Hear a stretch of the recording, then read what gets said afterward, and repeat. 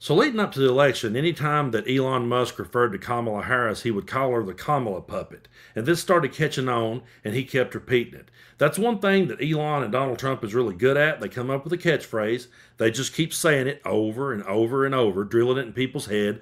People starts repeating it. They start believing it. And when that happens, once they start believing that Kamala Harris is nothing more than a puppet, then they won't see what Elon Musk does next, which is buy Donald Trump and turn him into the Donald puppet. Now Elon is clearly the one pulling the strings. He's clearly the one that has a puppet on his lap, and Donald Trump is doing everything that Elon wants to do. Think about this. He donated to Trump's campaign. Okay, that's nothing new. People donate to people's campaign all the time. But this guy donated to the campaign and got an entire department created just for him. Imagine if Joe Biden had created a department just for George Soros. And imagine then if he'd gave him the Lincoln bedroom. And then imagine if he'd gave him access to the Treasury. Fox News would explode. It would completely go nuts. Every right-wing podcaster would be having a meltdown. Hell, they would probably be back at the Capitol again, raising pure hell if something like that were to happen. But they rolled right with this. And they rolled with it because the one thing that Trump and Elon's good at doing is manipulating. They're good at grifting. They're good at gaslighting and conning people. And I know I say the word gaslight on the channel so much that even I get sick of hearing myself say it. So I understand it's like, dang, he said the word gaslight again. Dang, he said the word grift again. Well, that's what we're up against, folks. It's just true. We're up against grifters, and we're up against gaslighters, and we're up against people who went out there, and what they did was they found our institutions, our government, our media, journalism. They began to undermine and demonize every bit of that. Our elections, they demonized and undermined all of that to the point that everyone lost faith in all of it. And then they said, well, we're the ones that's got the answer. Think about what Elon Musk could have did with his money. The dude could have ended world hunger and would have not even missed it. Think about that for a minute. Let that one sink in. No matter which side of the aisle that you fall on, no matter how far to the left or right you go, just stop and think about what it could have been like, what a hero he could have been if he would have just ended world hunger. He could have, and wouldn't even have missed it. Can you imagine having that much money that you could do something that big and not even miss it? I mean, people always talk about their legacy and how they're remembered after they're gone. Can you imagine being remembered as the one who ended that, put a stop to it? I mean, it would be a great way to be remembered, but instead, what did he do? He went out and he bought Twitter, called it X, gave the microphone to the most hateful of people, gave the microphone to the biggest conspiracy theorist ever, because the entire time he had been calling everyone else fake news. Everyone else was fake news. Everyone else was lies. Everyone else was misinformation. That way, when he got the platform, he could turn the microphone over to the lies and to the misinformation and to the conspiracy theorists, and everyone would believe it because they've already been pre-programmed to believe that the news was fake. Pre-programmed to not believe in science, pre-programmed to not believe in medicine, pre-programmed to not trust our elections, and to not trust how our government works. And so now that's why we're where we're at. These cabinet picks that Donald Trump is picking and that we're seeing confirmed right in front of our faces, we keep saying they're not qualified. And we could bring up their past and talk about what dirty, rotten scoundrels they are and just what a terrible life they've lived, but MAGA don't care about that. The only person's personal life they ever cared about was Hunter Biden or Bill Clinton. If you're a Democrat, they want to know every skeleton in your closet. If it's them, they're perfectly okay with it. We can sit here all day long, and we can talk about the moral character of the picks. We can also sit here all day long and talk about how they're not qualified, and we'd be right on all of it. But that does not matter to Donald Trump, to Elon Musk, or anyone in MAGA's world, because what they are wanting right now, more than anything, is to dismantle everything. And that's why these people are being put in charge. I don't post anymore over on X because I don't want to give any of my content to that platform, but I do keep an eye on it because I find it interesting the way that he goes about running it and the content now that I see. And I went from seeing people, left-leaning content and progressive content creators. Now, all I see when I log on, I don't see anyone that I used to follow. I see Elon Musk, I see Tucker Carlson, I see Joe Rogan, I see Tim Pool, I see Alex Jones. And I seen where Alex Jones was sitting. I'm not going to show his clip because I don't want to play the guy on here. But he was talking about how that this is the revolution everyone wanted. This is the change they all wanted. They're going to completely dismantle the system. They're going ahead and saying it out loud now. But I want to show you some of the stuff that Elon is posting on X. And I don't want to talk about this because I want to show how that he went about undermining everything. And it really started with Trump, and now Elon, I believe, looked over at it and went, hey, that guy's good at grifting gullible people. I'm going to get in on that. Again, he could have ended world hunger. He could have helped out so much with medicine and science and been a great help to everybody, and he wouldn't have even missed the money. But instead, he buys X and he does this. Let's just take a look at a couple of the posts that I saved here. So right here, he shares this. It says DEI means people die, and he reshares this. FAA sued for denying 1,000 air traffic jobs to meet diversity quotas. So here he is trying to find a way to, blame the plane crash, of course, on DEI. Then here he shares this one. When a Democrat says a threat to our democracy, they really mean a threat to their corrupt bureaucracy. And see, that's what they've been out there this entire time.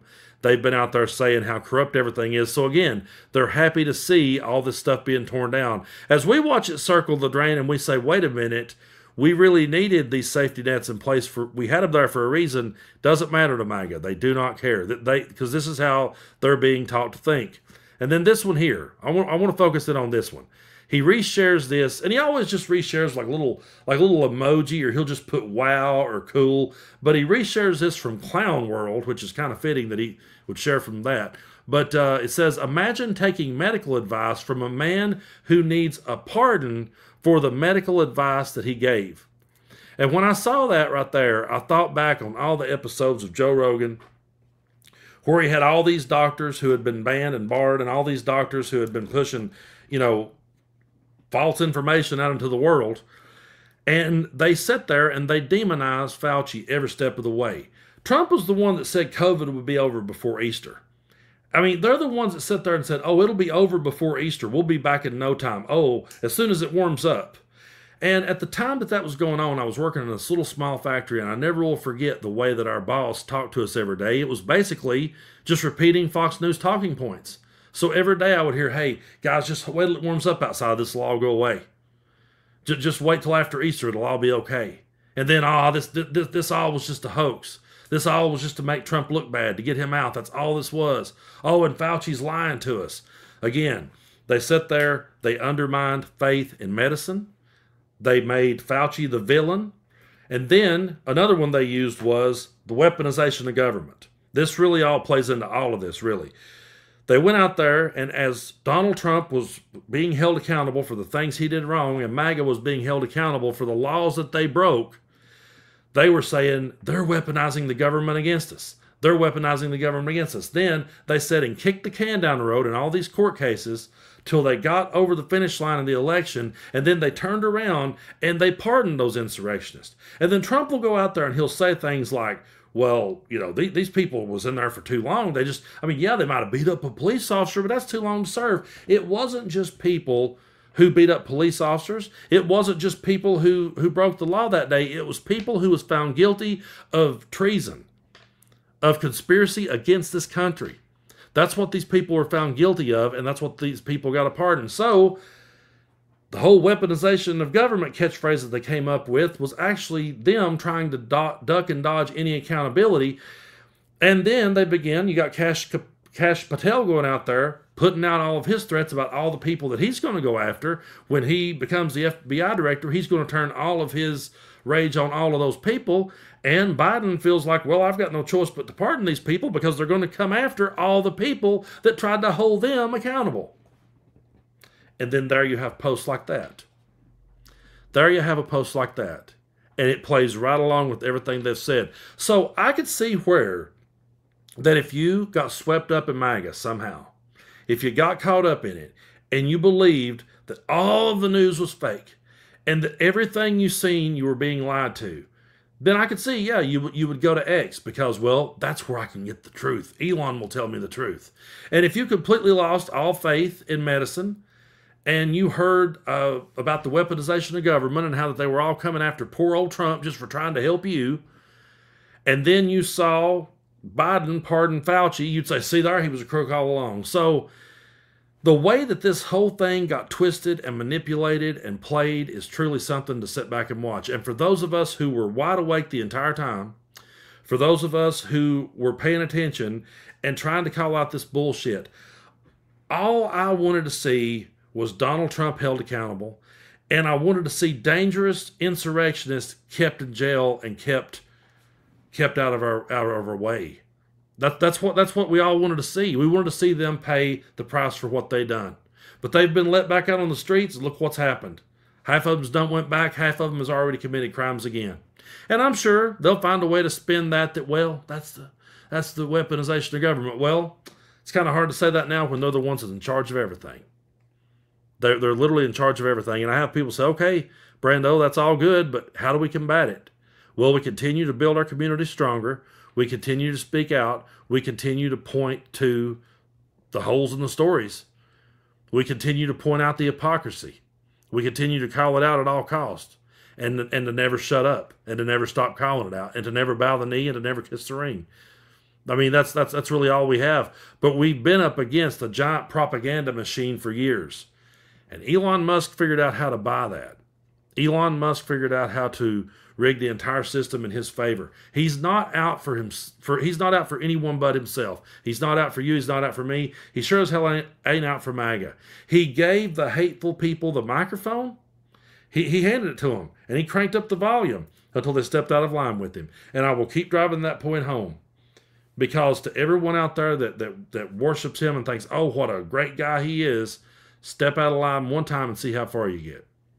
All these people that just sits and sniffs their ass, man, the minute they step out of line, they'll come down on their head. I mean, when Joe Rogan just entertained the idea of RFK Jr., Trump came out and started immediately going after him. And what Joe do? Had him on his show and endorsed him. So they've all bowed the knee. They've all kissed the ring, but we can't. We have to stay strong. We have to keep calling it out. We have to keep, like I said, organizing our communities and moving forward. But I truly do appreciate all of you for supporting what it is that I do here on the channel.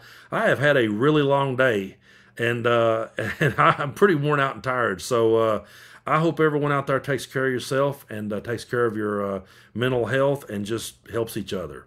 Be good to each other. Unplug if you have to. I know that sounds funny for a content creator to tell you that, but if I've had friends say, "Oh, sorry, Brando, I didn't get to see all your videos today." Hey, if you need to take a break, I understand. It's crazy out there, so take care of yourself.